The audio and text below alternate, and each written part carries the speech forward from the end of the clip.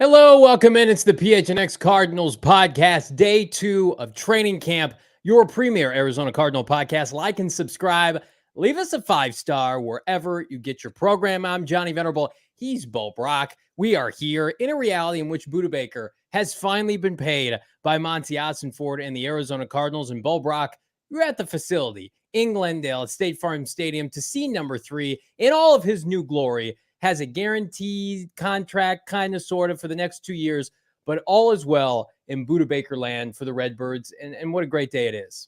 Yeah, the Arizona Cardinals didn't have to bend too much to accommodate their, franchise leader, the kind of the heart and soul of this organization. A guy that was disgruntled back in February, reportedly asked for a trade, and Monty Ossenford, without having to kind of give up too much, is able to, resolve everything. And you have to think that this was a win for both sides, right? Ossenford's able to find some middle ground with Budda Baker, and they got him back on the practice field. This was news that we found out today via Ian Rappaport, but yeah, Budda knew about it yesterday, and you could tell there really is no difference between like Budda who's paid and Budda who's not paid. Like he goes out there and practices all the same. As Avon Collins says, that he's punching him in the stomach.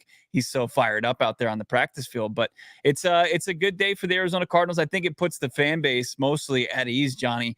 I mean, because when you look at the numbers, and our guy Howard Balser, our Cardinals beat reporter, tweeted them out there, and we'll run through them on this show. It's not like they're backing up the Brinks truck. They're throwing a couple extra shekels, but they're not making him the top paid safety in the league. It's not even close. They're just throwing a couple guaranteed dollars on there and give him a signing bonus. What's up to everybody in the chat? What's up, Jose? Han shot first. Our guy Gringson 480. Let's have a good show today. I love it. Let's have one. Free matter for the blind. Yeah, today. Baby, you love to see a Chase in the chat, my man. Everybody crushing it per usual. Budda Baker, Monty Ossenford. I think this was the first time really that it's felt real that not only Budda Baker is going to be a part of this team this year, but his place with the franchise is solidified. Like if you were holding out, like I was and so many, to cop that white new Nike Budda Baker jersey, I feel like it's a safe space right now. Go make your purchase ahead of this fall because he's back, and he's back presumably at least for the next 2 years. And again, I think we're all assuming Cardinals are going to go through some ups and downs early in this rebuild. But I think Budda Baker is poised to play his best football under a defensive back savant in Jonathan Gannon, which I think is going to lead, hopefully, to another contract extension next spring, next fall, whatever it may be. I think, I tweeted this out. It's a disservice if he ever plays in another uniform. Like during his peak prime years, like A-Dub went through, I think, a training camp or a season with the Patriots. That was a one-off. Don't let this be Aeneas Williams 2.0. Don't let him go win a championship elsewhere. Win a championship with this franchise. Let him be. Go ahead. I'm jumping all over you. I'm so excited to just throw 9-0 Donald Dockett in that fold too. But you didn't see them play downs. You didn't see them reach the success that they couldn't with this organization. No matter how you cut it up, you just don't want to see that be the fate of Budda Baker after the start that he's gotten here and everything he's already given to the desert. Yeah, and I think it shuts all the other fan bases up. Like, we're not trading you Budda Baker. This podcast had it sourced adamantly for the past 4 months that the Cardinals, despite Budda Baker's maybe best efforts, were not going to rush to trade him or pay him. They were going to let this offseason kind of take its course, and he showed up. And kudos to Budda Baker. Like, this situation doesn't fit everybody's MO. There will be a time eventually where a high-profile Cardinal will have to hold out to get more money under Jonathan Gannon and Monty Ossenfort. And we'll see how they handle that situation. Nick Bosa is going through that right now with San Francisco with John Lynch. Does anybody think that Nick Bosa is not worth the money? Of course that's the case. Like, of course they're going to pay Nick Bosa. This was a unique scenario where Budda's a little older. He plays a position that, I love safety, but it's not a premium position, right? And he wasn't drafted by this regime. And so it's like, okay, if Paris Johnson Jr. holds out in 3 years because he makes 2 Pro Bowls and is an all-pro left tackle, that we can make a little bit more sense of. Let's make him the highest paid tackle in all pro football. We can understand that. Hopefully Ossenfort and company wouldn't let it get to training camp. But this is what this podcast has been saying from the start. Give him more money now. You have $80 million set to be freed up next spring. Take a little bit of cash, and they emphasis on a little bit. They didn't give him a lot, as Bill alluded to, and just kick him some guarantees this year and next year. And then they boosted some incentives for him. Like, he's betting on himself, but especially I would just say definitively, like, just spread the wealth to the guy who is going to carry the torch for this franchise, especially, Bo, as you await Kyler Murray's return. Like, Budda's the guy. Like, people who go into that Giants game at home, we love our Cardinals, but the number one player people want to see is number 3. Yeah, it's going to be a raucous crowd when he comes out of the tunnel and you see that number 3. And the specifics, our guy Howard Balzer doing some great investigative reporting, talking to some sources, saying $13.1 million base that was already in place is now guaranteed. He gets the $300K signing bonus that Rap Sheet reported, right? Up to $200K per game active bonus. So that, that's about $11,000 per game, I guess, $200,000 overall. No guaranteed in 2024. Still have to work on that. Salary is 14.2 next season. Added $400K in off-season workout bonuses and up to $1.4 million in each year playing time incentives he can knock out, and $500K each year if he hits a Pro Bowl or first-team All-Pro, which are very achievable for Budda Baker, 5-time Pro Bowler, 2-time All-Pro. Yeah, and you hear all those numbers, like, those weren't just like kind of thrown together. Clearly, they went through that with a fine-tooth comb. Like, they've probably been working on that for the better part of the last couple of weeks leading up to camp. So there have been consistent engagements. And like Jonathan Gannon, when he gets his hands on Budda Baker and their relationship blossoms, it's going to be the anti-Cliff and Kyler relationship. That's what I'm predicting, right? And so he's going to take his game to the next level, even higher than we thought. He's going to be a turnover machine in the best possible way. I think he's got another contract extension with this franchise. I really do. I think his game leads himself to being able to get his hands on the football in this offense, especially as they start to get a little bit of a pass rush. We're going to talk about that. But man, it's a great day for Cardinal fans. Yesterday, a little bit of the air out of the tire, out of the balloon to start day one. K1 goes on PUP. Well, we'll deal with that in time. Budda Baker gets paid on day 2, and it's like, okay, the leader is back. He's happy. He's paid, and kudos to him, because he was at practice yesterday, all smiles. We didn't know he got paid. He didn't know he got paid. And it's great for everybody involved. Yeah, I love the chat. Everybody crushing it right now. Jose saying Cardinals energy, turning it up. Absolutely. Jonathan saying Budda is going to be a beast this year. And I completely agree with it. I mean, I called him in our 60-second short, Jonathan Gannon, safety kingmaker. I mean, that's just what he is. The proof is there. People asked him today in the press conference, like, does he have just kind of an affinity for his former position? And he's like, look, I'm not going to make myself out to be. I was a different safety than Budda Baker. This is actually, we do have Jonathan Gannon. He was asked a couple questions about Baker, but I thought this one kind of summarized it the most. This was JG on his franchise safety. I mean, he plays the game, in my opinion, how the game should be played. And it's easy to point out to other people that type of effort and enthusiasm when you turn on the tape. And that's how he's always been since the first time I studied him coming out of Washington. So glad we have him. Glad we have him. I mean, biggest understatement, I think, from JG. Also said, look, he doesn't like comparisons. So he wasn't going to go throw out a name in NFL history where he thinks Budda Baker's this guy, right? But he said, look, as far as the cream of the crop, he reminds me of those guys. That was a direct quote from Jonathan Gannon, and that's high praise from a guy that knows how to really coach up the position. Yeah, love this comment from Jose. With Budda Baker's sign, he's not going to take it lightly on this whole tanking mentality. I hope he lets everyone know on Twitter, no quitters allowed. I think, I mean, we've heard privately from from people, in the loop with JG. It's like, that's Gannon's mentality. It's like, no one's fucking tanking on this team. We're trying to win games. Like I would imagine Budda and Jonathan Gannon are going to see eye to eye on that, amongst other things. More comments here. Free matter for the blind. Did DJ Humphrey say something inappropriate today? Cards YouTube took down his press conference immediately. Oh, Bo, man. can you confirm that? I mean, he's been known to drop a couple 4-letter words, no doubt about it. And he wasn't short on those this afternoon. DJ Humphries lit up his press conference. He absolutely did. We're going to get into some of it. We actually have a clip of DJ that we'll get to later about kind of the culture change from Cliff to JG and how DJ. I mean, he almost felt like things that we've been talking about throughout this offseason, like we're not even scratching the surface as far as the culture change, and DJ will break that down. But he was just regular DJ Humphries self, and he was a guy. He said, for the first time, he couldn't pinpoint, coming off the back injury that he suffered last year through OTAs this year, when he truly felt like 100%. But getting to training camp, this is the first time in a long time that he's been 100%, and that's really good to hear coming from your left tackle. Somebody tell DJ Humphries he can come on this show and swear as much as he wants, his little heart desires, and we will not take a video down. We'll advertise it. We'll publicize it.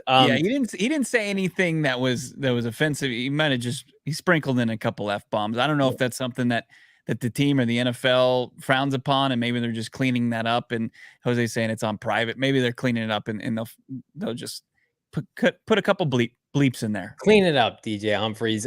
Cardinals attempting to clean up their secondary. So Budda Baker's back. He's in his gladiator role as the starting strong safety, kind of hybrid safety, whatever you want to call it.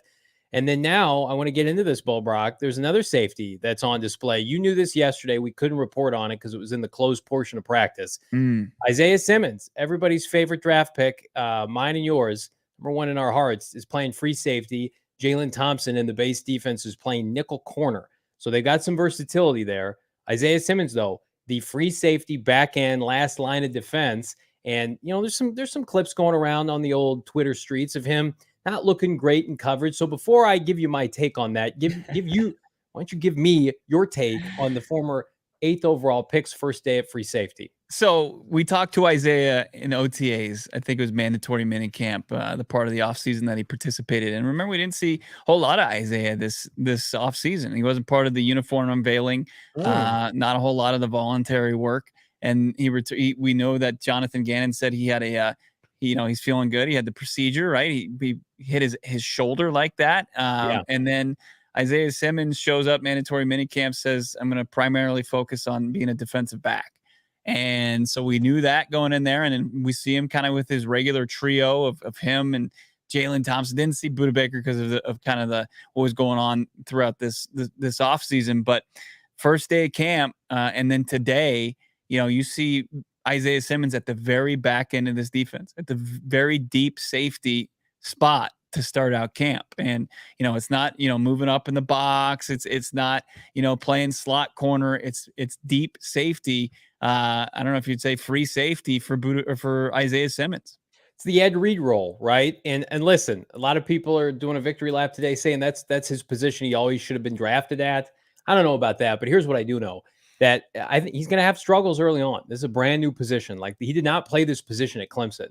And so whether this was this position he should have been playing since he was drafted by this franchise, that remains to be seen. But he's going to have some lumps, right? So I'm not going to hold it against the guy. He's not my favorite player. Everybody knows it. But let's give him a little bit of time under what I think is a supremely gifted defensive coaching staff for the Arizona Cardinals. I'm not saying let's extend Isaiah Simmons. Giving Isaiah Simmons a bit of grace here? Yeah.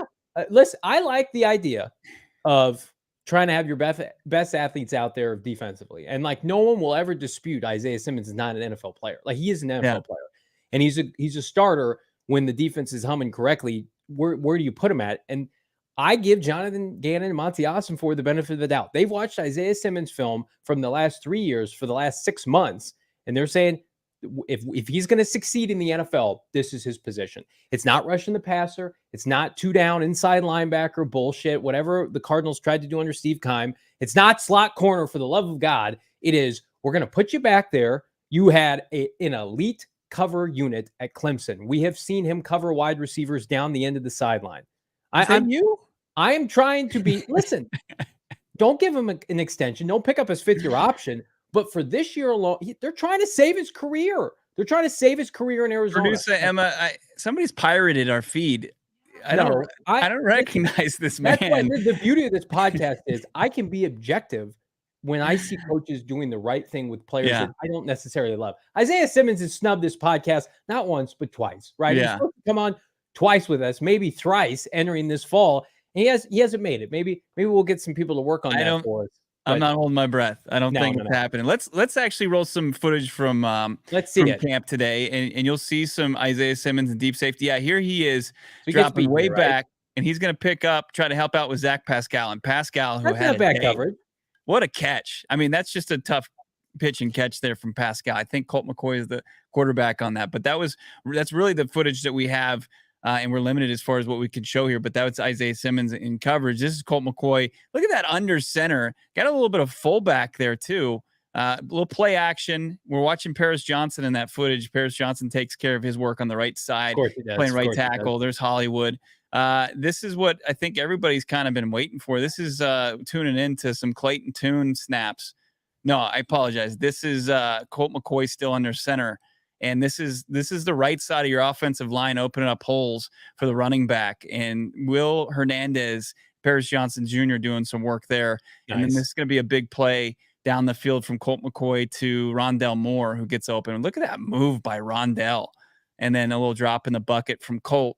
And then this final play, this isn't the final play. This is Clayton Tune with a rope to Michael Wilson. Inject it right there. Are you not entertained? That's his route right there. He's going to live off of. Look at that young man. Just a thoroughbred. I will say I saw 65 Wilkinson get beat like 2 or 3 times in there. Get his ass out of the lineup. I was not impressed with him. Was he at left guard? Yeah, get his ass out of there. And we'll figure that out in time. The coaching staff. They're still figuring out that offensive line. JG even said that he's making his way into offensive line position group meetings. Like he's not even just like, hey, getting intel from his coaches. He's showing up and he's actually listening to their meetings and being kind of a fly in the wall there. And I'm sure JG can't help but inject himself into the meetings as well. But that's with DJ Humphries at left tackle, seems like Paris Johnson's at right tackle. You got Will Hernandez at right guard. Yelda Froholt continues to hold on to the starting center position. He's with the ones. And then we'll see what happens with left guard. And that seems to be the wide open spot. So DJ Humphries, like I saw I sent you a clip today or a graphic. Some guy did it on Twitter, notable analytic offensive lineman guy, has DJ Humphries rated really high entering this year. And while I think Humphries right now is the most proven, polished lineman they have, I think we're going to end the year and Paris Johnson Jr. is going to be the best lineman on the team. Like I feel like he's too athletic. He's going to play every game, knock on wood. He's going to be given every opportunity. We're going to talk about him later on, but I mean, like I don't see a rookie in those clips. And I know the Cardinals are limited with their front seven. I see a ready-made NFL product, and I think this rookie class with him and number 14, look out. I know we've got a delay with guys like B.J. Ojulari and the cornerback from Syracuse, Garrett Williams, but the big right tackle, number 14, I'm fired up about. We got some good comments here. I want to get to them. Picking spreads. What in the Scooby-Doo is this, Bo? Take off Johnny's mask. That cannot be him. I am being fair to Isaiah. And Isaiah, at least, he's participating. He's not pouting, right? I mean, Bo Brock told me this off air. You can break this news today. Isaiah Simmons was playing those special teams, right? Getting out there with the undrafted kids. He was working on his special teams releases today. I had to kind of like you when you were saying be patient with Isaiah Simmons. I kind of had to rub my eyes. I hadn't seen that, of course, during his entire Cardinals. He needs to be humbled. This is going to be humbling. This is going to be, but still a make or break season for Simmons. I mean, 8th overall pick and in your 4th year with a 5th year option decline, and you're on teams. I don't know if that's going to stick or something that they're realistically going to have him play. And they've got a lot of really solid teams guys. Like it seemed like every other day in the offseason they were signing, Josh Woods, Zach Pascal, Bert, why can't I think of his name? Gardeck Gardeck is in place. So you got special teamers all up and down the roster, maybe even to a fault. But the fact that you're going to put a player like Simmons on teams at this point, I don't care where you are. I mean, that's as humbling as it gets and eye-opening, right? Like, hey, I better get it together. I might not be with this organization, but I got to make myself appealing to the other 31 organizations come next offseason. Yeah, 100%. Clayton Tune, is he tuned up to be QB2 or better for this franchise? We're going to talk about that in a second. But He's first, working with the twos, folks. As we said, he's a guy that's going to get every opportunity out of the gates to be this team's backup quarterback. I'm taking all the overs on BetMGM if he gets in a game, especially with his rookie props. And speaking of BetMGM, right now it's the no-run first inning right now. Diamondbacks have no problem giving up runs in the first inning and in their bullpen, so maybe stay away from them. But right now, the BetMGM no-run first inning, super easy to get started, but you got to remember, sign up with promo code PHNX. You open up the BetMGM app, which, by the way, the BetMGM Sportsbook, the home of PHNX Cardinals, every single football Sunday this fall. If you don't want to go to the game, if you want to tailgate and hang out, come on over. Bo and I will be there every single football Sunday. Come in and hang with us. And in the meantime, download the app, opt into the promotion, place a no-run first inning bet on any MLB game. And then if your bet loses, but only you score one run during the first inning, you're going to receive a bonus bet back up to the equivalent of $25. It's available only on Fridays. So again, this is your time. Go cash in mañana tomorrow. If you haven't signed up yet for BetMGM, what are you waiting for? Use that bonus code PHNX. There's a few different offers depending on where you live. But for our folks in Arizona, place your first bet offer and receive up to $1,000 back in bonus bets if it loses with BetMGM. Again, make sure you're using that bonus code PHNX. Check out the show notes for full details, and now listen to our guys in the comments. He's in your hearts. It's Shane Diefenbach to talk about it in the disclaimer. Gambling problem? Call 1-800-GAMBLER. Colorado, D.C., Illinois, Indiana, Kansas, Louisiana, Maryland, Mississippi, New Jersey, Ohio, Pennsylvania, Tennessee, Virginia, West Virginia, Wyoming. Call 877-8-HOPE-NY or text HOPE-NY 467-369 New York. Call 1-800-327-5050 Massachusetts. 21 plus to wager. Please gamble responsibly. Call 1-800-NEXT-STEP Arizona. 1-800-522-4700 Nevada. 1-800-BETS-OFF Iowa. 1-800-270-7117 for confidential help Michigan. 1-800-981-0023 Puerto Rico. In partnership with Kansas Crossing Casino and Hotel. Visit BetMGM.com for terms and conditions. U.S. promotional offers not available in D.C., Kansas, Nevada, New York, or Ontario. He is a sweet boy, Shane Diefenbach. He's earned himself a Four Peaks beverage. Absolutely. Everybody in the chat has earned themselves a Four Peaks beverage. And anytime during the regular season you come out home or away and you're hanging out wearing your PHNX swag and join us for a tailgate, or we're watching along with the game in the sports book there, we will buy you a Four Peaks beer, no doubt about it. I know for a fact they've got the Kilt Lifter on tap. They've got the Wow Wheat, which is #1 wheat in the state of Arizona. Don't miss out on all the great products that Four Peaks has to offer. I got the Suns Brew over my shoulder. I got the Redbird Lager. Can't go wrong with that. Numerous IPAs. They got the Staycation IPA. I believe they just tapped a pumpkin porter keg for their Christmas and July event. Don't miss out on any of it. You got to check it out for yourself. Their 8th Street location, the OG, it's been there for 25 years. Go have a couple beers and, of course, have yourself a 3-course meal. Get yourself the desserts, get yourself the appetizers, and, of course, get the entrees. They're legit. Got to be 21 years or older, and we do ask, as always, to drink responsibly. Do you think BetMGM will have the pumpkin porter on tap this fall at BetMGM? Because I'm a pumpkin boy, and if you remember, the last 2 years we've done a football show on Sunday en route to our Cardinal coverage. Every time I drive in from the Copa, it's a lengthy drive. I go by horseback and carriage. I would get pumpkin Starbucks, and then I come in and I drink pumpkin porters all day. Yeah, with my bros. So we got to keep that going. Yeah, I hope they have it. I might have to request it from BetMGM if they don't have it, or just bring our own because we love pretty popular. I mean, I wouldn't be shocked if they put it on tap.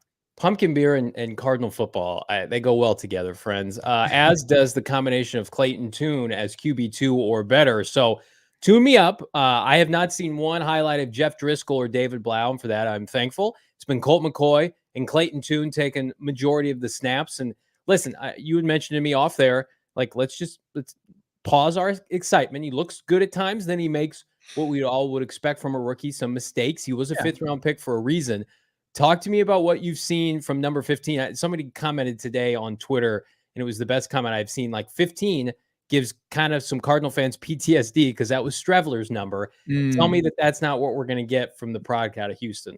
Did Streveler, did he make that big of an impact in a negative way? That play-in game essentially against the Rams 2 years ago. That's 3 years ago. That's rough for people to overcome. Let's think about where our expectations for this guy was in the CFL. Well, whose fault was it to have him on the roster? Look, it's not Streveler's fault that he was on the roster in that position. It declined to Streveler. But I'm not going to die on that hill either. I mean, if we want to crush Chris Streveler, sure, go ahead. But yeah, Clayton Tune, I think even more a polished passer starting his NFL career than Chris Streveler ever will be. I mean, that's not like a huge knock on Streveler. I think that you should be impressed with what you see from a guy like Clayton Tune. I think he's already got some good poise. There were a couple moments today, and if you were out there in the stand, you saw that the offense had to shut it down. If you had a play clock on the team, and sometimes they have it there, and ran down and expired, and that was a Clayton Tune series. I think that happened at least twice. And he also had a pass that was nearly intercepted that, he stared down a wide receiver and a safety, not named Isaiah Simmons or the Budda Baker or any guy lower on the depth chart, nearly came up with the interception that, most NFL safeties are gonna pull down. So you get the good with the bad. I mean, you see that rope that he threw to Michael Wilson. I think he also had a nice drop in the bucket to Pascal. Yeah. And I know he had another good pass to Greg Dortch. So I think, is it somewhere around 50-50, the good versus the bad? Probably more on the positive side, but you need to be, this is still the non-physical part of camp. It's like glorified pajama, Olympics that JG called it. And it's not week one against the Commanders defense just yet. So yeah, we'll see the maturation. He's got a live arm, right? And I think he's also much more mobile than Colt McCoy, and he's an unknown. And people like the unknown because they know what they have with McCoy and Driscoll and David Blau. And so it wouldn't matter if Clayton Tune was a 2nd rounder or a 6th rounder. Like, people want to see the young kid play when Kyler Murray's not playing. And I don't think this is going to go away. Because if Colt McCoy, let's say Colt McCoy struggles or Colt McCoy leaves the game early, like, I think Clayton Tune, would you say there's a better than 50-50 chance Clayton Tune at least sees some snaps before Kyler Murray returns? I think so. Like, I don't trust Colt McCoy to hold up. And I also think that there's a possibility that just Colt McCoy is underwhelming. And I don't want that to be the case. I know you said he had a good practice today. I'm rooting for Colt McCoy, but I mean, like, for David Blau, for as much as, we poo-poo him on this show, like, started NFL games last year. Yeah. Jeff Driscoll's won NFL games. Like, Clayton Tune's above them on the depth chart. That's really encouraging, I think, for a Cardinal fan. And again, if his ceiling is only ever QB2, that's great. But I mean, like, David Blau should have beaten Atlanta, right? I mean, threw that nice touchdown to AJ Green week 1 against the Niners, or week 17. The finale, yeah.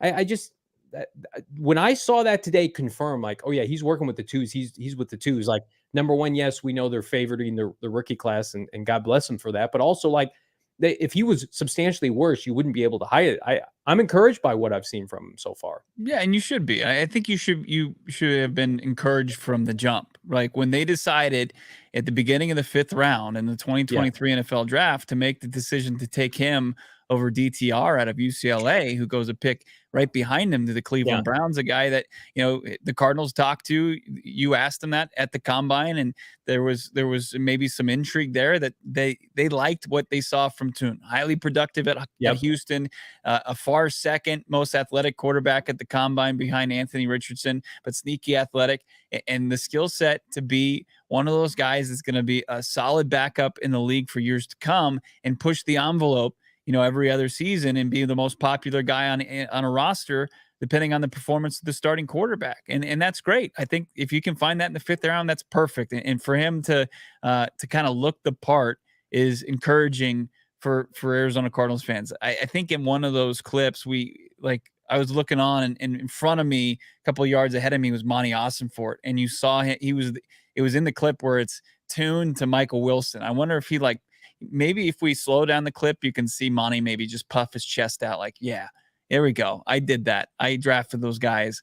And he should. I mean, I think that those are, along with Paris Johnson, are some early camp standouts.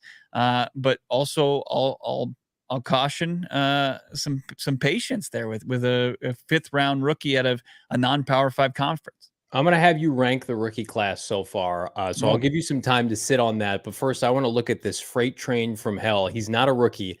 He's a 2nd-year player. Emma, roll the clip. This is from Tyler Drake, our buddy on Twitter.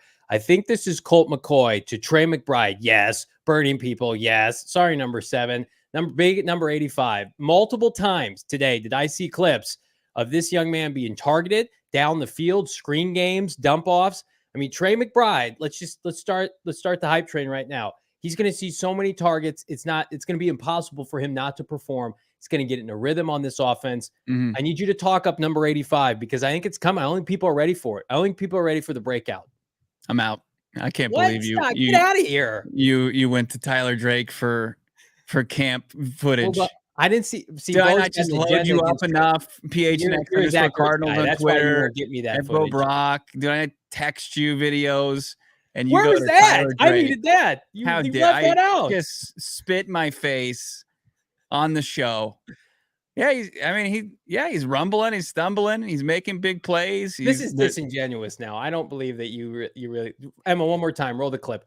Look at this. This is as impressive as anything I've seen today from camp. I'm sorry, Rondell Moore. Yeah, I'm glad Tyler could get it for you. Look at number 7. Sorry, that's not Byron Murphy. That guy's jock's on the ground. The GM just stepped into the bullpen of the office. Maybe he wants to hire Tyler Drake, and he can get him the footage that you crave, Johnny. You can get somebody actually out there at camp that knows what he's doing. He's going to get you the footage.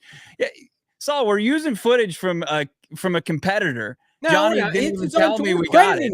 I credited him. Look at this video from Trey McBride, and it's not even some of the hundreds of videos that I shot today. I mean, this is a pretty good one, though. Yeah, take a look at this. We're having breakfast tomorrow morning, huh, buddy? Take a look at this video one more time, Emma. This is pretty good. Nobody look at Zaven Collins being pancaked by the first-round pick right there. Boom, look at that. Yeah. I'm sorry, Zaven, but Paris Johnson Jr. just took your lunch. One more time here. Zaven Collins on the edge. And you're on the ground. Oh my goodness. Lots of good stuff happening in that clip. Oh, look at Jalen Thompson just pull up too. He's just like, I don't want a piece of this. It's day 2. It's day 2. I'm not wearing pads. No, it's great. Yeah. No, I'm kidding. Tyler Drake's a great reporter. He's a great friend. At T Drake. Yeah. You guys, is he coming over this weekend? You guys get the kids together? I saw that before the show and I'm like, that's interesting. And then I'm like, hey, Emma, can we grab this? Yeah. We do. We love Tyler. We love the job that he does, and hopefully he'll come on the show eventually. But it's great stuff, man. And you had a good clip of Trey getting a time and jump off. But yeah, I did.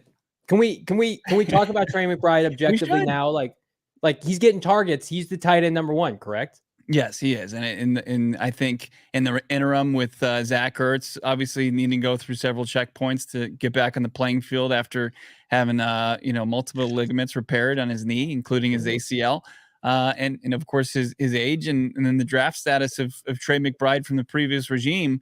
I think that this is a guy that they want to really see what they have. And in Drew Petzing's offense that features the tight end 1, sometimes 2, Trey McBride is going to have way more opportunities than he did. It's going to just blow out of the water the chances he had in year 1 under Cliff Kingsbury and crew. Michael in the chat, I hate hearing this. Number 7 is Johnny's boy, Kazir White. I forgot that Kazir White's wearing number 7. Well, listen, Kazir White's is Super Bowl runner-up. Business decision that he made there, and it's I respect it. Couldn't hang with Trey McBride. He just couldn't do it. I feel like every day we're going to see some highlights like that. I mean, give me your over-under for his receiving yards this year. Put you on the spot. I'd love to see what BetMGM has him at. I would say 480 and 479.5. That seems really low. Think about it, like Ertz is going to come back. And then obviously Hollywood Brown's going to get the lion's share of the targets. And then you got to incorporate guys like Rondell and Michael Wilson and Greg Dortch. I just think it's going to be more of a run heavy offense. I mean, if he approaches 500, that's a good season. I'm not going to poo-poo that. It's like 28 yards a game. That's fine. I mean, I think it's realistic to expect 500-600 yards and a handful of touchdowns. Especially because I mean, like if he's not getting those yards, I hope they're going to like Michael Wilson or somebody or Greg Dortch. I hope they're cleaning him up down there. This is something we talked about off air. Dylan Richards asking Bo Brock, can you confirm that Majay Sanders got helped off the field? So I think it was reported by maybe the team that he had kind of fudged up his hand was having it looked at. Did he come back to practice, Bo? Do you know? I did not see if he returned. They were doing some physical drills as far as the pass rush goes. You can check out our Instagram and our stories. It looks like Zaven Collins is. I'm not a big WWE fan, but like he's doing some sort of wrestling slam down on on Dennis Gardeck, and then Gardeck did the same to Zaven, and they just rotated for a couple rounds, throwing some body slams around. So it's like even without the pads, it's a more physical camp. But Majay, we'll see. We'll get to talk to Gannon. Johnny, you'll be there. We'll get to talk to Gannon and get an update tomorrow about the second-year pass rusher. Yeah, Bo hates wrestling. During the Super Bowl media week, Seth Rollins wanted to come on our show, and Bo said no thanks to Seth Rollins. I mean, I I'm didn't not say no to his face. I said it to his media. We looked at him and his hand there, and we're like, we're not interested in you. Said, who's this dude? Let's get this backup guard on the show. Dirt Bike Boy 713 $1.99 super chat. Thank you so much. What the hell happened to Max Williams? He's unsigned right now. I was wondering that myself. Last couple of days. I checked that out. He hasn't been signed to a team. I wouldn't be surprised if he's still hanging around the Valley. He was a product of Steve Keim and a good signing at the time, but he had a foot problem last year. Drop foot. Yeah, he couldn't really put weight on his foot. Yeah, he had drop foot. He had obviously he tore his ACL in 2021. It led to the Cardinals acquiring Zach Ertz, right, Johnny? And he was having a breakout season on the offensive side of football, making plays in Cliff Kingsbury's offense. But obviously, he was known for his blocking prowess, and he was a fan favorite and hard not to like, right? I mean, he was full of energy, great personality. But I don't think he ever truly recovered from that ACL injury. And he was, at one point, I think did they release him last year or they IR'd him? Yeah, they did something. Maybe both. Practice squad. Yeah, on the active roster. He just wasn't healthy, right? And if he didn't have the brace on, to help with the drop foot, his foot would drag. So it's really a miracle that this was a guy that played NFL snaps last year. So I mean, I hope he can continue his NFL career. Hopefully it's something that corrects. Sometimes it does, sometimes it doesn't, depending on, I'm not a doctor, but like if it corrects itself, it doesn't always happen. He could be back to normal, but at his age and his condition, it's going to be tough for him to find an NFL roster. I too am not a doctor. Dylan Richards, don't forget about Pascal. He's going to start over Michael. Zach Pascal had a nice day by all accounts. Bo Brock, the veteran, played in Philadelphia with JG. Was in Indianapolis once upon a time. High character guy. Outside. Yeah, is he playing outside, not in the slots? Yep, playing more outside receiver. I think if there's going to be somebody that's going to be like a Devondre Campbell, kind of in the way of Michael Wilson really popping. No, that's not. I don't like that. Don't say that. But it's you get the analogy, right? I mean, I think that's what could maybe be in the way of Michael Wilson really getting some early playing time and delaying his breakout. So you've got he and Hollywood, Dortch, Rondell, Michael Wilson are the top 5 receivers on the roster. From what I've seen, it's like I think Rondell is going to be your primarily slot, and then Dortch is behind Rondell right now on the depth chart. He's in the slot, and then you look at the outside receivers. It's Hollywood. He's entrenched, right? He's probably your X, and then you've got looks like Pascal or Michael Wilson, and Wilson's seen. I think he saw time with the ones at one point. So it's a competition, and they're probably going to play the best player. But today, Pascal was the one that was turning heads.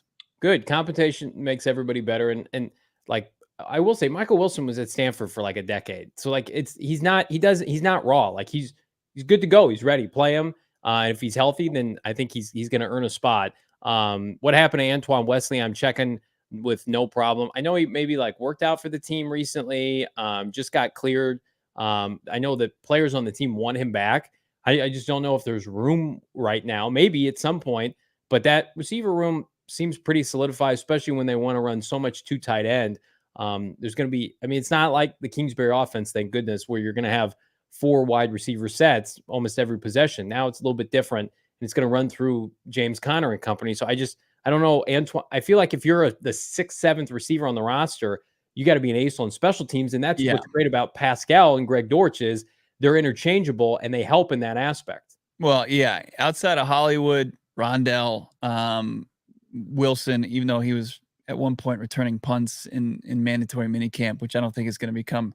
It's probably just a break glass in case of emergency spot for Michael Wilson. Yeah. But like you're exactly right. I think down the depth chart of the receiver position, you have to be versatile. And like, what can Wesley do beyond, play outside receiver? I mean, the guys that they just signed, Davian Davis, Caden Davis, the other day to fill out the roster, these are guys that are returning punts. They're returning kicks. They're probably on teams as far as, on the other side of the football. So I just don't, I think that they're going to go with younger guys with more versatility, position versatility. So could it happen down the line if they suffer some injuries to the outside receivers and they bring in somebody that they're familiar with? I mean, they worked them out. They at least wanted to work them out the other day. I just think that they're going to go with guys that can play teams that are younger. And I just don't think Wesley fits that mold right now. We're going to get to some of these comments here. Did anybody stand out on defense? But first, I want to tell you guys about our friends at Circle K. They stand out for me every single day as I'm getting gas. Premium gas at not a premium price. And goodness, it was about 120 degrees today in the East Valley. I had to double dip on my Polar Pops. Free at 32-ounce Polar Pop. Buy one, get one free. But I got to join. Same with you. The SMS Subscriber Club through Circle K. All you got to do is text PHNX to 31310. And they're going to get you set up. I know as we're venturing out to Glendale tomorrow, we'll stop off at America's #1 thirst stop. They've got Polar Pops, snacks, refreshments, energy drinks, beer for your after hours fun or during out, whatever you want to do. Beatbox hard tea, buy two, get one free. I have no idea what that is, but I bet it's legit because Circle K's got it. Buy two, get one free. Monster Energy. You're a tea guy. How do you not know about Beatbox iced tea? Is it a locally based product? What is that? I'm not familiar with that. It's just a delicious, refreshing iced tea. I do the unsweetened now. Trying to watch myself here as we prep for the season. We're not the only ones trying to pass a physical here. So again, make sure you're not missing out. Text PHNX to 31310. SMS Subscriber Club. And if you're saying, Johnny, I don't know where my nearest Circle K is, let me help you. Head to circlek.com/store-locator. That's circlek.com/store-locator to find all the many Circle Ks nearest to you. And the good thing about Beatbox is it's got a little alcohol in there, Oh, okay. Well, you're not putting those back during the day. You're not sneaking those into your Polar Pops. Probably a good thing. I am not, especially when I'm driving around. I don't partake in any Beatbox iced teas, but maybe, if we're hanging out at BetMGM, maybe I'll bring a Beatbox. Everybody Absolutely. can have one together. Or Wink. How about, have you checked out Wink or Countdown yet? Of course. Of course, Wink and its sister product Countdown. The seltzer Wink has the THC in there as well. How high are you going to get? Just a wink, not too much, just a perfect amount. Summer is not a spectator sport, so go grab an ice cold Wink and enjoy your summer, because Wink is the beverage to do it. It's got that perfect THC to CBD balance, that golden ratio that you're looking for, that happy balance. There's an equal dose of CBD, and it's like THC's laid back friend. It's not going to be overkill for you. You're not going to have a bad experience. Check out what Wink is doing. It's made in-house, 0 calories, sugar, or alcohol. It's that THC that you're looking for. It tastes like your favorite refreshing seltzers. Seltzers are all the craze. Check out a new one. It's Wink. And also check out its sister product, Countdown. Get ready for liftoff. It's that nano emulsion cannabis. Nano, isn't that the stuff that Russell Wilson was dealing with when he had concussion problems? Get those nano bubbles. Yeah, Probably not. nano bubbles, the blessed water. Yeah, but this is the cannabis infused beverage that delivers sky high blast and powerful flavor. Available in 7 states, including Arizona. Check it out for yourself. Available in either 2.5 milligram cans or 5 milligram cans. Wink right here in Arizona. Check them out for yourself. They got the Botanica dispensary in Tucson, and they're you can find them at the Sunday Goods here in the Valley of the Sun. And also check them out on your online. Drink Wink. That's WYNK.com. Nick in the chat, bring back Billy Price, and then to Megatron's point, Billy Price is the worst center of all time. I think the football gods above I found Billy Price's burner. And it's Nick Ochoa. Nick, we love you, my man. They've got some centers that thankfully are not Billy Price, and Billy Price, stay away. So Billy Price or Johnny almost got me killed with Billy Price last year. Tell that story real fast for people last who don't know. year at God knows what point in the regular season, things weren't going well for the Arizona Cardinals. Oh, really? So pick any point. Billy Price just came up to me in the locker room. It wasn't like he was going to beat my ass or anything, but he squared you up a little bit. He introduced himself. He said, "Hey, I'm Billy. Hey, if you ever have anything you want to talk about, like game wise or anything, come talk to me directly." Like inferring like that I had said something, negative. I don't think I ever tweeted out anything about Billy Price at any point, but Billy was not too happy with the comments coming out of the PHNX Cardinals podcast and was making it well known. Oh, Billy boy. Yeah, he was terrible. And I put some tweets out and Bo got mistaken for me, this schlubby guy, talking shit about Billy Price. Billy Price, you were a first round pick. You've made millions. Cool it, man. But yeah, he's not on the team anymore. AQ Shipley once slid into my DMs and complained to me.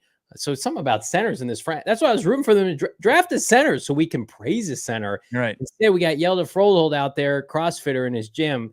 I think he's got like you're starting with Yelda.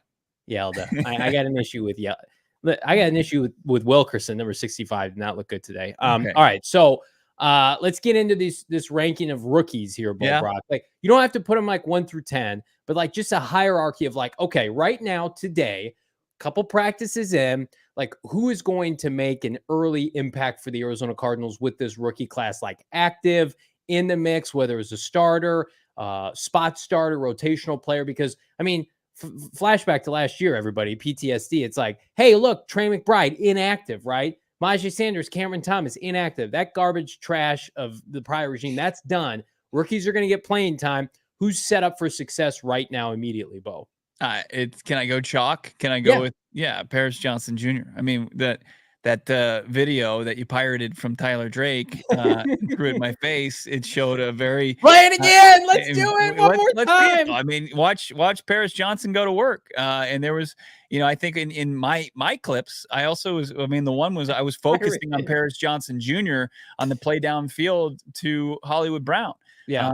So and then there was a big run play that was sprung by both Paris Johnson Jr. and Will Hernandez. Like Paris Johnson Jr., like he's not overmatched right now. He's not. Like, will it happen week 1 against the Commanders and you get Chase Young and Deron Payne?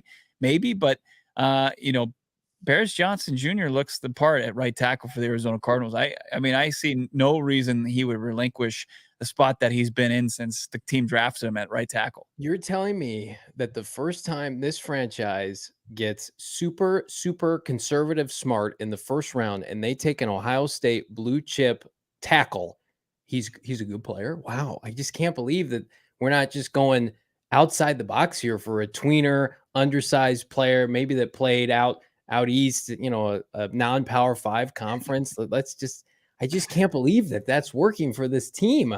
Man, just so great to see that happen. He's like going to be one of the best players on the team in all seriousness by the end of the year. He was a franchise blue chip kind of prospect. The dummies that have come out and said, well, let's play him you should play him at guard. He can't play tackle yet. He's going to be overmatched. Go put the tape on against Georgia, which was a generational defense, and what he allowed CJ Stroud to do in that game. And like he's going to be a franchise-saving player for this team. Health permitting, knock on wood, it's a home run pick. It's a home run pick. He's we talked to him today, and he's saying all the right things. I think he's trying to, do what his coaches are asking of him, and not, just say, "Hey, I'm definitively a right tackle." He says he's studying the rest of the offensive line positions, at guard, and of course, if he ever slides over to the left side, and that's great, and that's valuable for him to know what Will Hernandez is going to do on any given play, whoever the starting center is, if it's Yelda Froholt or a Pat Elflein, what they're doing. He's showing that he's a student in the game, and that's important. That's part of it, right? So.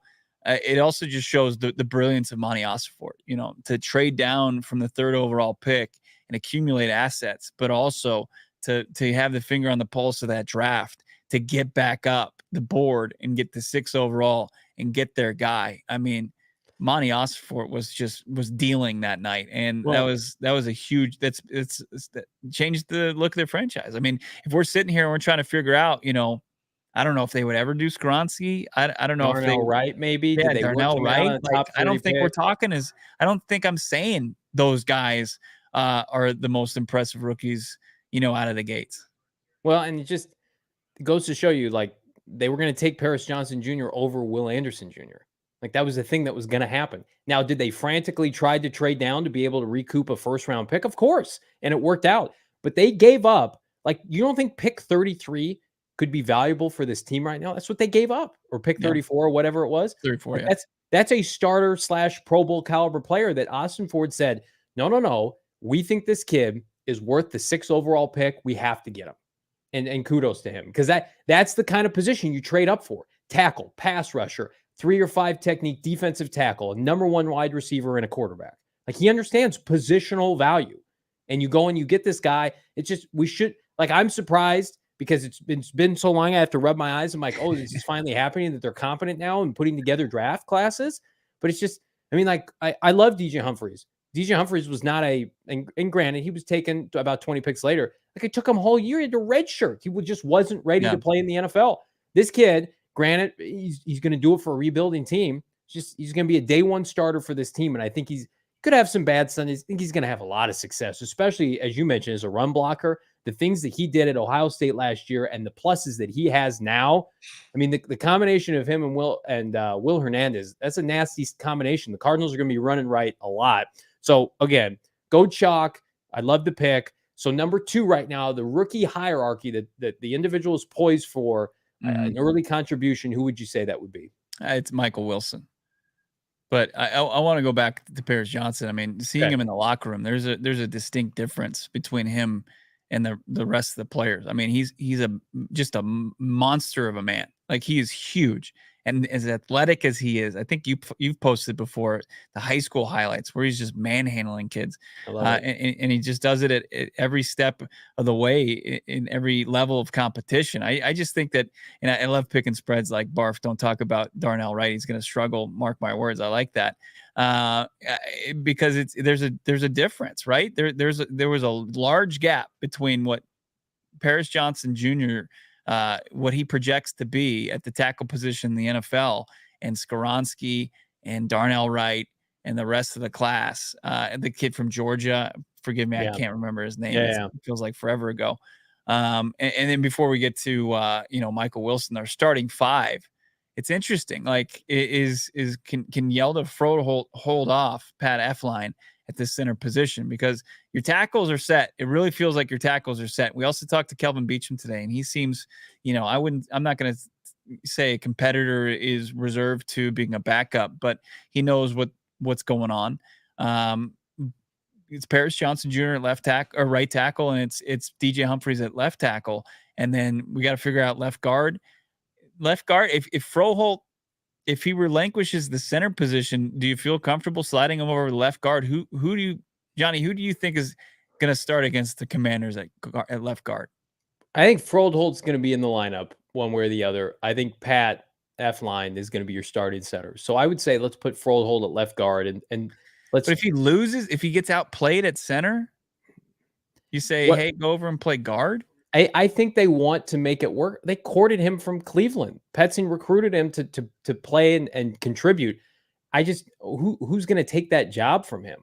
Like, you're going to give him a bunch of first team snaps, granted at center this offseason, and not put him in the starting lineup, and you're going to have Elijah Wilkinson, number 65, or Dennis Daly. I know he's playing tackle. Like, is John Gaines in the running for that spot, or is he with like the 3rd and 4th? Gaines feels like he's your backup center right now, as it stands right now. Well, see, then that triplet of Elflein, Gaines, and Froholt, you got to start 2 of those guys at one of those spots. I mean, the way that the teams are set up, first team is Froholt at center, second team is John Gaines. He's snapping the ball to Clayton Tune, and then third team is F-line, who's, you know, he's new to, he's a quick riser, right? I mean, JG even said it. You can find the clip on PHNX_Cardinals on social. It's, you know, he said he's going to compete for an interior role on this offensive line, whether it's a guard. I mean, could he slide over the guard? I don't know. I think with his experience at center, it seems like he is destined to make his way to the starting center role. A couple comments here. Where is Marquise Hayes playing? And then LVL7, Josh Jones is going to start left guard. Those are two players that were drafted by the prior regime. Yeah. And Josh Jones is a tackle. They're going to keep him at tackle. I don't think he's played guard at all this offseason. And then Marquise Hayes missed most of last year. Lecitus Smith, where is he? So I just, again, they're going to start their guys. Like John Gaines was a fourth-round pick. Froholt was with Petzing in Cleveland. And F-line was with Petzing and Gannon in Minnesota. Like, it just the prior regime. If you're affiliated with that regime, you better be a sure thing ass kicker, or it's gonna be tough. It's gonna be tough for you. I feel that, Nick. Just having the conversation on O-line depth, it does warm your soul. It's bourbon for your soul. It warms it right up. It's fantastic. Yeah, I mean, I see Gaines in there, and Gaines he's working at center right now. And then you got to really figure out like who's going to vie for the guard spot. There's one to vie for. And then like Marquise, to Johnny's point, like Marquise Hayes, he was still a late round draft pick. He was a day 3 pick. Was he a 6th round pick out of Oklahoma? I know he's coming from a Power 5 school that gets a ton of offensive linemen in the NFL. But, you know, as much as we liked him, we got a sample size in preseason, and we were singing the praises of Sean Harlow at one point. You know, so there's a big difference between preseason, excelling in the preseason and being able to play big boy football on Sundays. I also think, like, unless you're a Paris Johnson Jr., like, they want some veterans in front of Kyler Murray and Colt McCoy, at least right now, like placeholders. And again, I want young players to play, but not if they're not ready on the offensive line. So I don't know. They go 4 deep at tackle. You feel good about Josh Jones and Kelvin Beachum backing up Humphreys and Paris Johnson Jr. And you feel good about Will Hernandez. He played good football last year before he got hurt. Center and guard is a problem that they're going to have to figure out. I want to talk about Michael Wilson here in a second, but first I want to tell everybody right now, go PHNX.com. You can get up to 50% off at the merchandise locker. So if you're thinking, I want to cop that hat and or t-shirt, both right now are on sale at the PHNX merchandise locker. And then you should double dip, become a diehard, pick up one or the other for free. Just with your diehard membership, you're going to get 20% off all future events with PHNX. You're going to be able to get access to the exclusive member Discord, where Bo is putting in camp highlights, depth charts, insights you can't get anywhere else. Again, go PHNX.com. Our beat reporter, Howard Balzer, has you covered, as well as our many talented writers of the PHNX family. Again, go PHNX.com, the merchandise locker. Do it now. Load up on gear before we see out a BetMGM Sportsbook, and we buy a beer when you're rocking some gear. Absolutely. We love our friends over at OG's Brands, ogsbrands.com. You got to check out their full complement of products. They've, of course, got the fruits, the creams. You got to figure out which one you're in on. If you just like both, you can get the mixed bags. You can also check out their Sleep Time Gummy, which is elite. It's going to help put you to sleep, keep you asleep if you're looking for that in your life or a different experience. OG's has pretty much a gummy for every experience. Check out all the products, ogsbrands.com, including their seasonal flavor, limited time flavor, the pink lemonade. The temperatures rise. Why not go for that old nostalgia taste and flavor and feel with the pink lemonade that you're going to get with their pink lemonade gummy, available at your local dispensary now. It dropped at the end of the last month, and get it while supplies last and while they continue to roll this thing out. The pink lemonade gummy is just one of so many delicious, unbelievable gummies that our friends over at OG's Brands has to offer. OG's Brands on Instagram, on your socials, as well, ogsbrands.com. Got to be 21 years or older and find them, of course, your local dispensary. So, number 14, day 2, you see him out there, thoroughbred in the secondary, running routes, catching passes. Number 1, most importantly, staying healthy. Number 2 on the rookie hierarchy right now, and maybe that's a low bar to clear given the injuries and some inconsistencies to some other guys. But yeah, again, if the season started tomorrow, he's getting snaps with the first team offense. Yeah. Yes. Yeah. He's Okay. I think he's gonna see a pretty significant snap load, and they'll figure out, if it started tomorrow, they figure out, who's the guy, him or Pascal. And Pascal, as we've mentioned multiple times, had a solid day. Following up Wilson, it's tough, right? I would probably say, and it's like, am I just going in order of what round they were drafted? But probably Gaines at this point. Gaines has been fine, and he's taken a position that he's a year or so removed from playing at center. And that's good. As I said, he's taken second team reps as it stands right now until Elflein, maybe makes his way up the depth chart with 2,600 snaps at the NFL level at center. But then you look at Owen Papo. I saw him, around the ball, and that's great. And Dante Stills, the final pick of this draft class on the defensive line. So it's definitely something I think we need to maybe pay more attention to when both you and I are out there tomorrow, Johnny.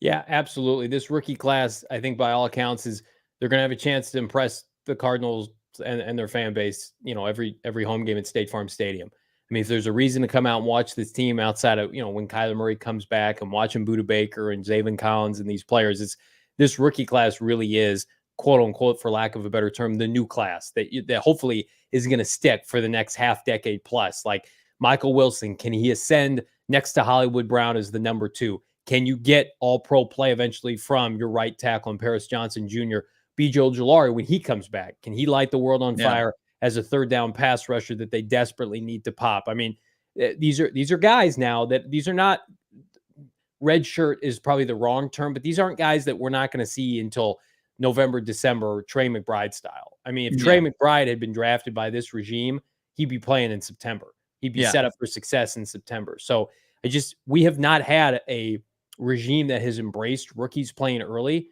in probably like 15 to 20 years. I mean, Rod Graves did not prioritize rookies unless you force your issue like an Anquan Bolden or Larry Fitzgerald. And then subsequently, Steve Keim was allergic to playing rookies. I mean, they went out and signed every veteran under the sun, and the rookie classes were mostly, reserved for the following year, if not later. DJ Humphries didn't pop until year 4. Byron Murphy and Zach Allen saw their playing time reduce after year 1. Like that's not going to happen with this regime. So very, very confident in Gannon and Rollis and Petzine's ability to develop young players, because young players, want to play for these guys, get the best out of them. And I also think that's where it's imperative to have the Budda Bakers of the world around to be able to lead these young players and show them how to do things. So culture starts from the top. And you got something for me? Yeah, I mean, I think it's a great transition as we're talking culture. This is something I wanted to get into before we get out of here. I know we're close to wrapping up. And I do have an answer for Jalen Blair after this, as far as who's the center that caused at least one of the fumbles, but we'll get into that a bit. But I thought this was pretty crazy what DJ Humphrey said during his availability, and we're not going to put it on private on YouTube. You're going to be able to see it right now. We'll show you. This is what DJ Humphreys was asked about the culture shift between Cliff and JG. Oh, definitely. It's been a culture shock. It ain't even been no gradual shift. It's shock. Either get with it or get gone. Also. Get with it or get gone. And they asked, who's to credit for that? He's like, oh, it's Jonathan Gannon. I mean, he's bringing the juice every single day, and people are paying attention. Like when we talk about how we think that there's going to be a bromance between Jonathan Gannon and Budda Baker, it's because they're cut from the same cloth. Yeah, like that. Like they are nonstop. They pay attention to the details. They get themselves ready. They get their teammates ready or their players ready. In Gannon's case, and DJ Humphreys is seeing that. I mean, culture shock. I mean, to completely just from where this team was at this point last year to now, and it's really opening some eyes. And it's like, get with it or get gone, and that's fine. Yeah, don't let the door hit you on the way out, because this team is going one direction, and it's going to go up from where it was last year at 4-13. It's hard to go down. Jalen Blair, I saw somebody post there was at least 2 fumbles on QB Exchange. Who is the center? Do you know, Bo? Yeah, the one I have, I just checked it on my phone. I got footage of it. It was the first team, so it was Froholt. But when I'm looking at it, it looks more like it was on Colt McCoy. Yeah. And look, I mean, Colt McCoy probably hasn't taken snaps from under center consistently for years. After this is what his third year with the Cardinals, so he'd spent 2 years in Cliff's offense, and then wasn't he in New York before that? And they spent a lot of time in the shotgun. So with the Commanders, the Browns, he's played, I would say, most of his career in the gun, and then we know at Texas he played in the gun as well. Yeah, so I'm not to give him a free pass. I don't know. I don't remember the second fumble snap, but I think we're just having PTSD because of how bad the snapping was last year with somebody brought Billy Price. Yeah, a certain former Ohio State first rounder in Billy Price. Free matter for the blind. Good. Take a seat, McCoy. I'd rather see Tune out there. Listen, that's the fastest way. And again, I don't want to bang on Colt McCoy too much.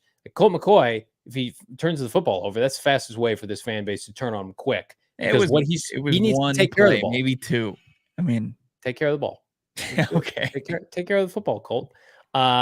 Take care of us by liking this video. Again, helps us. Like this video. Go leave a comment underneath telling us which rookie you believe is destined to break out for this franchise. In the meantime, follow, subscribe to this podcast wherever you get your podcast. Grab your smart device, your phone, whatever the hell you want to call it. Go to podcast, search PHNX Cardinals. And if you're there, show a little bit of class. Give us a 5-star review. In the process, I get to join my dear friend tomorrow at practice. Starting early. We're having breakfast with the GM, and then we're heading out to Glendale to watch beautiful Arizona Cardinals on the spot. Yeah. We're going to be replaced by Tyler Drake for posting the Tyler Drake video. We're already playing his stuff, but I'll say this: look, we were right there. We're close to 200. If you got friends that are Cardinals diehards out there, tell a friend about this program. We have fun each and every afternoon here, breaking down Cardinals football and even more. So let's get over 200 tomorrow and in the rest of the camp. We're pumped about this. It's been 2 successful days of training camp. Great work behind the scenes here at PHNX. Emma crushing it. The entire production staff behind her and our social staff as well. Unbelievable work so far. 2 days in. We'll wrap up the week. That is kind of tomorrow. But then, of course, we got the welcome back Saturday as well. We'll have a nice tasty show on Saturday. So Saturday as well. We might have a surprise for everybody too. But in the meantime, follow him. He's Bo Brock on Twitter. I'm at Johnny Venerable. We'll see you on a Friday. Peace.